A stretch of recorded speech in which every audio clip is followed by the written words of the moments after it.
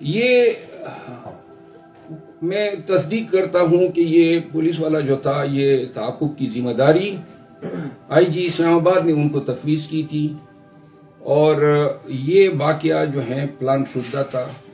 اس کے تائید میں 2-3 چیزیں میں کوٹ کرنا چاہتا ہوں۔ نمبر 1، ان سپاہی کو میں نہیں جانتا ہوں اور نہ کبھی اس طرح کوئی انٹریکشن ہوا۔ یہ حضرت جو ہیں اسلام آباد ہائی کورٹ کے سامنے کیا کر رہے تھے جبکہ یہ کہتے ہیں میں پولیس لائن میں ہوں۔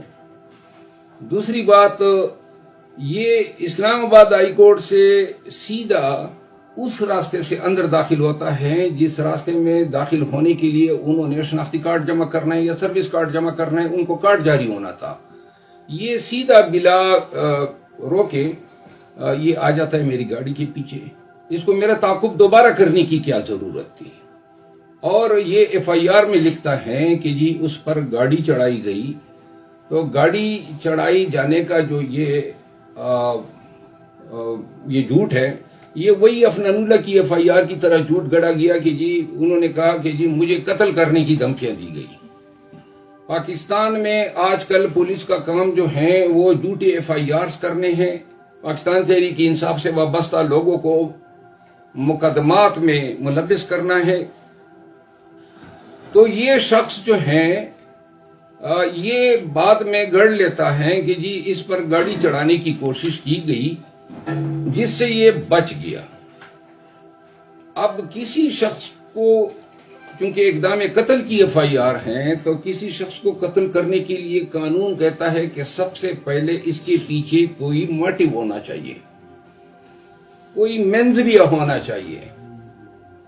تو یہ حضرت ایف آئی آر میں تو اس کا ذکر نہیں کیا کہ بھئی اس کے پیچھے کیا مینزریہ ہیں، کیا موٹیو ہیں، محرک کیا ہیں۔ پھر جو ہے یہ وضاحت دے ہی نہیں سکتا ہے کہ کس طرح دندناتا ہوا، گالیاں نکالتا ہوا، دھمکیاں دیتا ہوا یہ مسلح، کیونکہ بعد میں پتہ چلا کہ یہ جب زمین پہ گرا تھا تو اس کے پاس پستول تھی، جس کا بعد میں مجھے میرے لوگوں نے بتایا اور ہم اس وقت اس سے چھین لیتے اگر مجھے علم ہوتا۔ مسلح یہ سپریم کورٹ میں اندر گھستا ہے، پولیس والے کیوں اس کو روکتے نہیں ہیں؟ پولیس والے جو ہیں اس کی انٹری کیوں نہیں کرتے ہیں؟ اس کو کارڈ کیوں نہیں جاری کرتے ہیں؟ پھر یہ جب وہاں پہ پہنچتا ہے، کیمرے میں نظر آ رہا ہے میری گاڑی کے آگے بائک کھڑی کرتے ہی ساتھ میں للکارے مارتا ہے، پولیس والوں کو بلاتا ہے، پھر اس کی گالیاں اس ویڈیو میں سنی جا سکتی ہے۔ تو یہ گالیاں نکالتے ہیں، کس طرح ایک سپاہی کی اتنی اوقات ہو سکتی ہیں، اس کی اتنی حیثیت ہو سکتی ہے کہ کسی سپریم کورٹ کے وکیل کے پیچھے اندر سپریم کورٹ میں گھس کے اس طرح کا ارتکاب کریں، اس طرح جرم کریں۔ اب بات یہاں پہ ختم نہیں ہوتی ہے، بات آگے یہ چلتی ہے کہ اچانک کوئی پراسرار ویڈیو میکر، ویڈیو بنانے والا اس 35-40 سیکنڈ کی وقوع کے لیے اس کا کیمرہ تیار رہتا ہے اور وہ ویڈیو بھی بن جاتی ہیں۔ یہ وہ جگہ ہیں جہاں پہ لوگ اندر اور باہر، آگے ویڈیو والے کا وہاں پہ موجود ہونا اور وہ ویڈیو والا ابھی تک سامنے ہی نہیں آیا ہے کہ وہ کون شخص تھا۔ اس کا مطلب یہ ہے کہ منصوبہ بندی کے تحت ویڈیو بنانے والے کو وہاں پہ کھڑا کیا گیا تھا۔ منصوبہ بندی کے تحت بقایا پولیس والے آئے جنہوں نے اس کے ساتھ مل کے میرے جو گارڈز تھے یا جو میرے جونیئر تھے ان کے ساتھ ہاتھا پائی کی، اور اس کا مطلب یہ ہے کہ یہ ساری منصوبہ بندی صرف اس ایف آئی آر کو درج کرنے کے لیے کی گئی تھی۔ یہ شخص مسلح آیا تھا اور اس حوالے سے پولیس کا یہ فرض تھا کہ اس شخص کو گرفتار کرتے، الٹا چور ڈانٹے کوتوال کو یہ جاتا ہے تھانہ سیکریٹریٹ اور وہاں سے پرچہ برآمد ہوتا ہے فوراً۔ ہم یہاں پہ ایسے پرچے کروانے کے لیے 1 مہینہ لگ جاتا ہے، 22 کرتے ہیں، پرچے درج نہیں ہوتے۔ ان حضرت کا پرچہ 506، 324، 352 کے تحت درج ہوتا ہے، اور 352 یعنی اس کا مطلب یہ ہے کہ یہ سارا سٹیج اس ایف آئی آر کے لیے تیار کیا گیا تھا، اور اس ایف آئی آر کے آرکیٹیکٹ، اس پورے ڈرامے کے تخلیق کار وہ آئی جی اسلام آباد ہیں، جس کے خلاف میں متعدد کیسز میں انہوں نے پاکستان تحریک انصاف کے ورکر اور لیڈر کا جینا دوبر کیا ہوا ہے۔ کوئی ایسا لیڈر نہیں ہے جو اس کی پولیس کی وساطت سے اٹھایا نہ گیا ہو۔ اسلام آباد میں کتنے پی ٹی آئی کے ورکرز اٹھائے گئے۔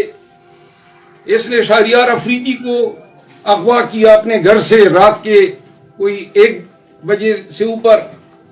انہوں نے رام ترقی کے بھائی کے گھر پہ ڈاکہ ڈالا، وہاں پہ سیف کاٹا، 40 لاکھ روپے اور 15 تولے سونا لے گیا، جس کے حوالے سے آئی جی اسلام آباد کے خلاف میری درخواست پہ سیشن جج اسلام آباد نے پرچے کا حکم کیا، جس کے خلاف یہ اپیل میں گیا اور اسلام آباد ہائی کورٹ میں وہ زیر سماعت ہیں۔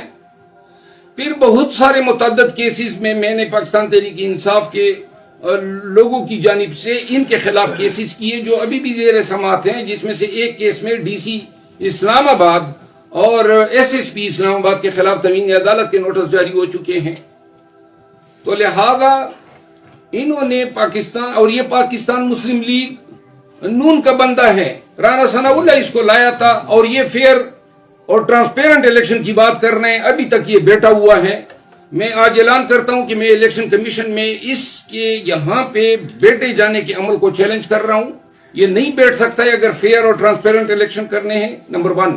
نمبر 2 بات بار بار میں کہہ چکا ہوں، اور یہ تمام یہ جتنے پولیس والے اسلام آباد میں بیٹھے یہ سن لیں، آپ پرچہ کریں گے، میں استغاثہ کروں گا، کرمنل کمپلینٹ کروں گا، آپ تو چلے جائیں گے، لیکن انشاءاللہ میں اپنے کیسز کو آپ کے خلاف منطقی انجام تک پہنچاؤں گا۔ دوسرا، جو بھی کیسز میرے خلاف درج کرے گا اس نے ان کیسز کو ثابت بھی کرنا ہے، اور جب کوئی کیس ثابت نہیں ہوگا تو میں ملیشیس پراسیکیوشن کے حوالے سے ان کے خلاف ہرجانے اور ڈیمیجز کے کیسز کروں گا۔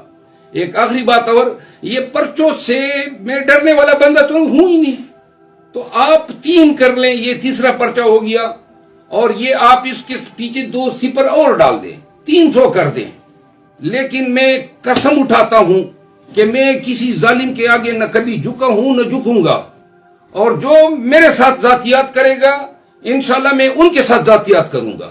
نہ میں کمزور آدمی ہوں، اور نہ میں اتنا اپنے اعصاب سے کوئی نازک ہوں کہ آپ کے ان گھٹیا ہتھکنڈوں کے آگے میں جو ہے کوئی اپنے آپ کو سبڈیو کر دوں۔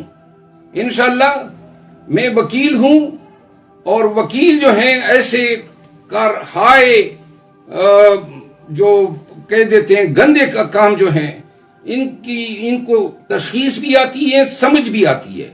میں نے آج ہی آئی جی اسلام آباد اور اس سپاہی اور دیگر پولیس والوں کے خلاف کرمنل استغاثہ بنا لیا ہے۔ کل انشاءاللہ آئی جی اسلام آباد کے خلاف میرے اوپر اقدام قتل کا مقدمہ میں کل فائل کر رہا ہوں۔ انشاءاللہ آئی جی صاحب اب آپ پرچہ کریں گے، میں آپ کے خلاف استغاثہ کروں گا۔ وہ پشتو میں کہتے ہیں نا کہ لاستے آزاد اتورا دے تیرا، جو آپ لوگ اپنے اختیارات کا ناجائز استعمال کر سکتے ہیں آپ کریں۔ انشاءاللہ آپ سمجھ لیں کہ آپ کا پالا ایسے بندے سے پڑا ہے جو مر تو سکتا ہے، لیکن ان چھوٹی گٹیا اور یہ ان حرکتوں کے آگے کوئی سرنگو نہیں ہو سکتا ہے۔ آخری بات یہ ہے، جو تیسرا پوائنٹ ہے وہ یہ ہے کہ چیئرمین پی ٹی آئی جو ہیں ان کے کیسز تمام سیاسی نوعیت کے ہیں۔ چیئرمین پی ٹی آئی کو نواز شریف کو خوش کرنے کے لیے، اس کا کام آسان بنانے کے لیے، پی ٹی آئی کو کمزور کرنے کے لیے، جس طرح یہ کمزوریوں کے لیے کوششیں ہو رہی ہے، اس لیے نظر بند رکھا گیا ہے۔ لیکن تمام ارباب اقتدار یہ سن لیں کہ نہ عمران خان جھکنے والا ہے، اور نہ ان کے پیروکار، اور نہ اس کے فالوور، اور نہ ان کے وکلا۔ ہم ہر قسم کے ظلم جبر کا یہ سامنا کر رہے ہیں۔